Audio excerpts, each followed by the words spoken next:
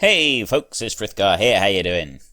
Today I am going to just tweak this, the electronic circuit production here.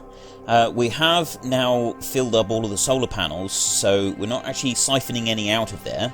I want to slightly increase the amount of copper that's coming through. I think we do need one more furnace just to come through.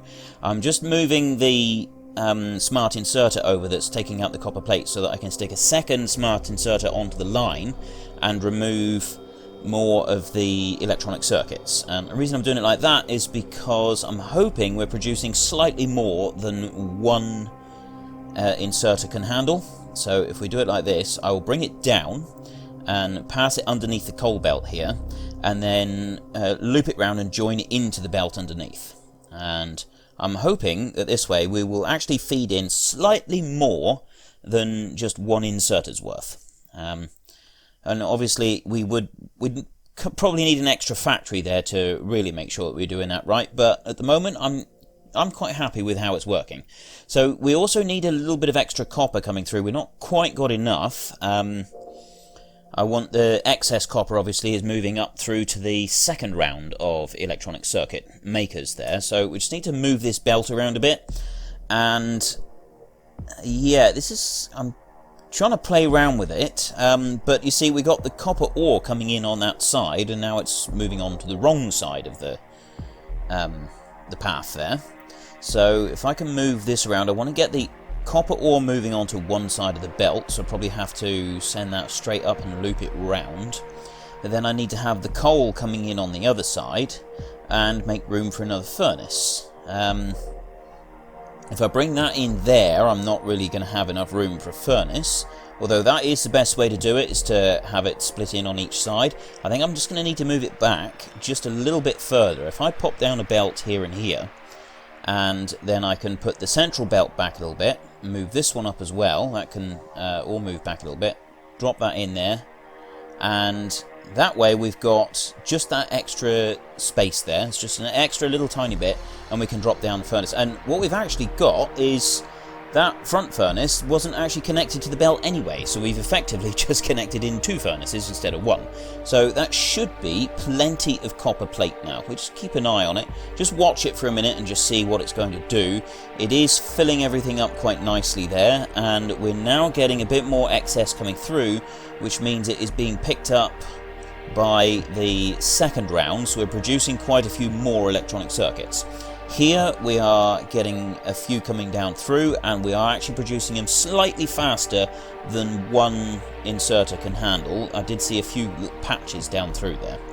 And the iron ore over here, we're slowly using up all of the iron ore. We've got another miner there that's soon going to run out, although when we played around with the belts here the other day, we've actually starved our furnaces of coal, so I need to just change this around a bit. Oop, I can't put it on that side. I think we're going to have to change this around so that I've got a fast inserter instead of a regular inserter. I'll remove the long-handled one as well, take this belt, and we'll just take it off of this end rather than up at the front. That's probably the best way to do it. If I put a smart inserter, that can just take coal out there. And we'll change the other inserter for a fast inserter. Well, I don't actually think we're going to need it, to be honest, because once the furnaces have got the coal supplies in, they don't use up a huge quantity, not really. Right, that's all running quite nicely. I would eventually like to have a bit more ore coming in through here, but at the moment we'll just leave it as it is. That'll be something to work on at a later date. So our chests down here, we've almost got everything now. We have actually got 1,000 steel. We just need a few more engines, and we've got everything for the satellites as well. So I'm going to make a couple of factories, the faster factories, and while those are making, let's just go and have a quick look out here. Those are all running all right. We've got one spare miner there, and there's a few attacks coming in there. Once we've got enough miners, I'll get a few more in a bit. I'm going to start mining out this patch as well, so we're not going to run shy on any iron ore right up until we're ready to blast off of this planet in our rocket. And we are really close to actually being able to build it. We just need a few more engines. We've got plenty of these slowly accumulating so that we can start building our rocket. We are going to need a lot of them, but before we actually build the rocket, or start building it, I'm going to make some of the tier 3 productivity modules, and I'll do that so that we've got the maximum boost that we can get onto the rocket silo, which is actually 40%. So I'll need 40% less materials to construct the rocket itself, which is quite good. I'm thinking that that is going to be a huge bonus. You need 10 of each, the rocket fuel, low density structures, and the rocket, I think it's a rocket control unit or module. And you need 10 of each to make 1% of the rocket. So in order to make 100% of the rocket, you need 1,000 of each. Now, if we got 40% less, that we need to, 40% boost, which amounts to much the same thing, we're only going to need 600 of each rather than 1,000. So we're saving 400 of each item, which is a huge boost. So we'll leave these here making now. I'll make the actual tier 3 ones myself when we've accumulated a few. And but we'll come back to that. We'll just leave them sort of ticking over for a little while. So I need engine units. I want to just polish that one. These are... Right, that's all working correctly, as we want. Just wanted to see if I could put a productivity module into there, and I can't. And when I make the tier 3 ones, I'm going to need alien artifacts. And I've actually run out completely of alien artifacts, so we're going to need to go and attack the enemy bases for a little bit. So I'm going to make a few tank shells. I'll tell you what, I'm actually thinking it would be better if we just used lasers. We'll build a... we'll make a new blueprint. I've got 2 solar panel ones there, so I can get rid of one of those, and then I'll be able to construct a new blueprint up here in a minute, and use that as my my attack method into the bases. It's so much easier if you can just throw down a whole load of laser turrets and get them to do the work for you. I did hear a rumour somewhere that they're actually planning to stop you from being able to do that in the future, and so you won't be able to build anything within a certain distance of a base, which I'm not sure I really like, to be honest, because this is my favourite method of clearing bases. I don't actually like having to go in.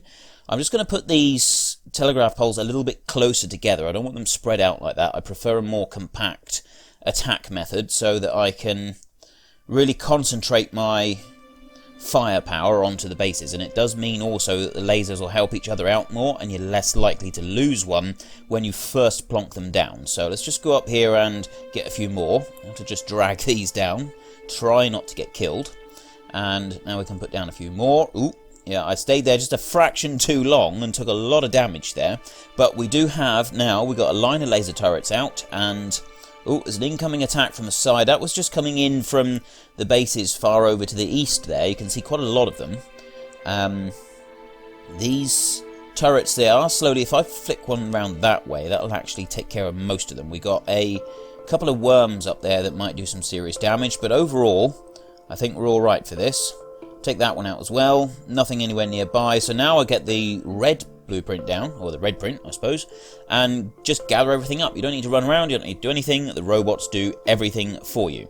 So I gather that lot up. We're going to need a bit more than this, I think, so let's carry on north and see if we can take out this base as well. Now, I don't want to get too close because they might get a bit faster than me. Let them do the damage. There we go. Let them come in, let them absorb all of the damage, that's it, and just move in steps and work our way through the base like this. Perfect. I mean, that's pretty much a foolproof method of going through the bases. It's so much better, so much easier than trying to fight your way through with the tank, especially now that we're getting large biters and large spitters, because the tanks don't stand up well to the punishment that those things can dish out. They can be quite nasty. We've got lots of mediums, and we have a few large ones as well. The large ones, I don't know if you can see them, but they're the ones with the blue backs on them. And so we're obviously, as we've gotten to large, we're not that far away from the behemoth ones, and the behemoth ones are the ones that really can do some damage. They can present a bit of a problem. They can fight through walls, damage the laser turrets over the wall instead of getting the actual... instead of attacking the wall first, they go straight for the laser turrets. They take a lot to bring down. They're going to be an issue, but hopefully we'll be off this rock before they turn up. So I've just put the factory down and I've ordered it to make our satellite. So we'll get this one to build the satellite. I'll feed everything into it. I'll just help it along as well. There we go. So we've got 100 of those. We got everything. Oh, we need another 50 low-density structures. A bit short on those. I'll just get rid of some coal and ore here. Clear my bag out a little bit. And gather up another 50 of those and drop these in. There we go. 1 satellite. Right, that is finished. Now I'm going to change the recipe and empty this one out. And this one, I'll help this one out as well, because it's going to take forever for the inserter to chuck everything into that factory. What have we got? Yeah, I'll just feed a few more bits through, get some of this steel, some of this concrete, feed it all in, so that we've got the rocket silo as well. I mean, the satellite, we don't actually put that in until we finish the rocket, but I thought it would be good to build it now. We got it in the bags, and then we can hang on to it. Just so long as we don't get killed. Although, that doesn't really matter, because that just chucks you back to a save game. So, there we go. Now we're building it. This is it. The actual silo. We're going to build the silo, and we can start building the rocket itself. There we go. How awesome is that? Right. I'm going to put this one right here, so that it's right in the middle of the production of everything that we're going to need for it. There we go.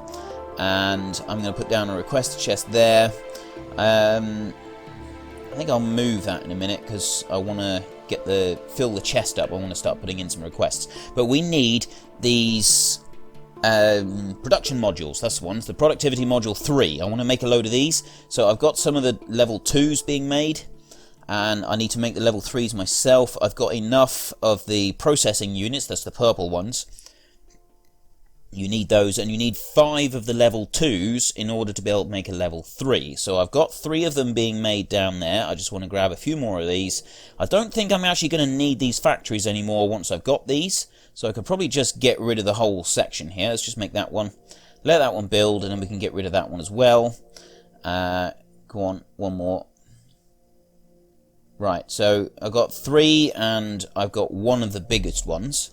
I'll just clear out a bit more of my bag space. There we go. Let's get all of that.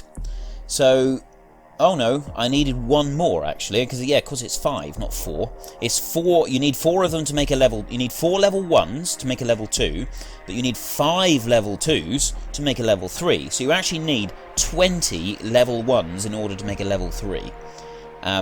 It's quite a big amount, really. It can take quite a long time to make them, and I'll tell you what else we could try. We might be able to try making a beacon. I'm not sure if that does. I know that you can put the speed boosts onto the beacon. I'm not sure if you can put a productivity boost onto the beacon. If you could put a productivity boost onto it, that would be absolutely fantastic, because that would then increase the productivity on the rocket silo, which would actually decrease the amount of resources needed even further. We'll check that out in a second. I can't remember if you can put it down onto the beacon or not. I'm really hoping you can, because that is going to make a big difference. I'm just going to increase the amount that we want in there. Almost done. I've just got like 30 seconds left. Let's just make a beacon here, and I'll make a level 1 productivity module.